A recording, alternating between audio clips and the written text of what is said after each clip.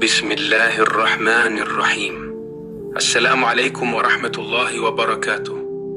دوستو، سب سے پہلے قرآن مجید کی ایک آیت پڑھتے ہیں جو اسی واقعے کی طرف اشارہ کرتی ہے۔ وَإِنَّ إِلْيَاسَ لَمِنَ الْمُرْسَلِينَ إِذْ قَالَ لِقَوْمِهِ أَلَا تَتَّقُونَ أَتَدْعُونَ بَعَلًا وَتَذَرُونَ أَحْسَنَ الْخَالِقِينَ اللَّهُ رَبُّكُمْ وَرَبُّ آبَائِكُمُ الْأَوَّلِينَ۔ سورۃ الصافات 21 تا 21۔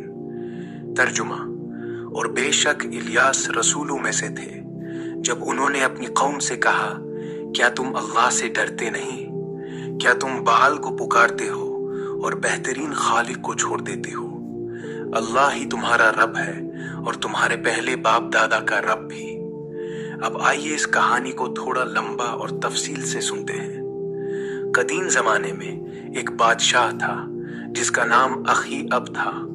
وہ بنی اسرائیل کے شمالی علاقے کا حکمران تھا۔ اس کی بیوی ایزبیل فنیکی ملک سے آئی تھی اور وہ بت پرستی کی سخت حامی تھی۔ اس بادشاہ نے ایک بہت بڑا اور طاقتور بت بنوایا۔ اس کا نام تھا بال یا بال بت۔ یہ بت پتھر اور دھات کا بنا ہوا تھا۔ اس کی شکل اکثر سانڈ یا بیل جیسی ہوتی تھی۔ لوگ اس بت کے بارے میں یقین رکھتے تھے کہ یہ بارشیں برساتا ہے، یہ فصلوں کو اگاتا ہے، یہ زمین کو سرسبز کرتا ہے، یہ جانوروں میں افزائش کرتا ہے، یہ خوشحالی اور رزق کا ذریعہ ہے۔ اس لیے لوگ اس سے بہت ڈرتے تھے۔ اگر بعال خوش ہو جائے تو موسم اچھا رہے گا، بارشیں برسیں گی، فصلیں لہلہائیں گی۔ اگر ناراض ہو گیا تو خشک سالی آ جائے گی، قحط پڑ جائے گا، لوگ بھوک سے مرنے لگیں گے۔ اس وجہ سے لوگ اس بت کے سامنے جاتے، اس کے آگے جھکتے، سجدے کرتے، قربانیاں پیش کرتے، بعض اوقات تو بچوں کی قربانیاں بھی دیتے اور چیختے پکارتے کہ اے بعال، ہمیں بارش نصیب کر، ہمیں فصلیں دے، ہمیں خوشحالی عطا فرما۔ بادشاہ اخی اب نے تو یہ بات پورے ملک میں پھیلا دی۔ اس نے حکم دیا کہ اب سے صرف بیل کی ہی عبادت ہوگی۔ اللہ کا ذکر بند کر دو۔ اس کے مندر بنائے گئے، اس کے پجاری رکھے گئے۔ 400 سے زیادہ پجاری اس بت کی خدمت کرتے تھے۔ لیکن اللہ تعالیٰ نے اس ظلم اور شرک کو دیکھا۔ اس نے اپنے نبی حضرت الیاس علیہ السلام کو بھیجا۔ حضرت الیاس علیہ السلام ایک مضبوط اور بہادر نبی تھے۔ وہ حضرت ہارون علیہ السلام کی اولاد سے تھے۔ وہ بادشاہ کے دربار میں گئے، پوری قوم کے سامنے کھڑے ہوئے اور بہت زوردار آواز میں فرمایا، اے قوم، تم ایک بے جان بت کو کیوں پکار رہے ہو؟ یہ بت نہ بارش برسا سکتا ہے، نہ فصل اگا سکتا ہے۔ حقیقی بارش اور رزق دینے والا تو اللہ ہے، وہی بہترین خالق ہے۔ اسے چھوڑ کر تم ایک پتھر کے ٹکڑے کو رب کیوں مان رہے ہو؟ لوگوں نے ان کی بات نہیں مانی۔ بادشاہ اور ایزبل نے تو انہیں دھمکیاں دی۔ حضرت الیاس نے اللہ سے دعا کی۔ 3 سال تک آسمان سے ایک قطرہ بھی بارش نہیں برسی۔ زمین سوکھ گئی، فصلیں مرجھا گئی، لوگ بھوک اور پیاس سے تڑپنے لگے۔